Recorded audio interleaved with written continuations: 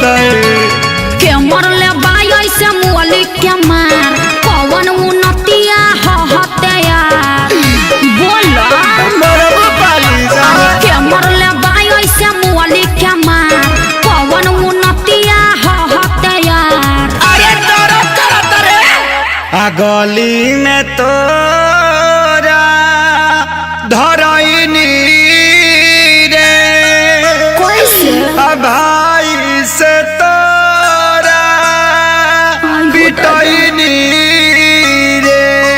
अरे का करे आइल रहो हड्डी मसली सब भगेला से दूर अरे मरले साले का संस भरा अरे मरले साले का संस भरा अरे मरले साले का संस भरा। अरे कहाँ मरल अरे कहाँ बताइए बड़ा मरले बासा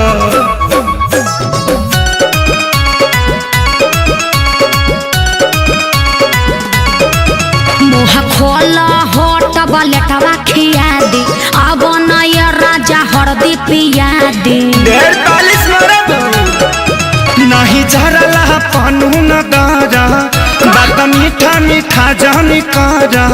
ओहो ऐसा कहे सोचता रह तनिको न कोइला हस विचार कुर्ता पाया कुल्ही देला सफार लहै हरदी गुड़ पीला तका कर मिले हम आईनी रे प्यार में गलती भारी कईनी रे।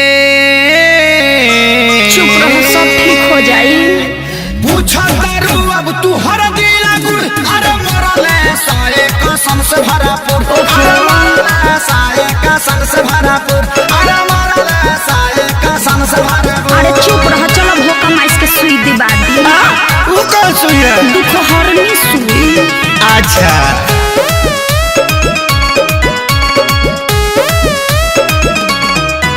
मरल सन जैसे मारे कसाई पापी हो बड़ी बारे सभाई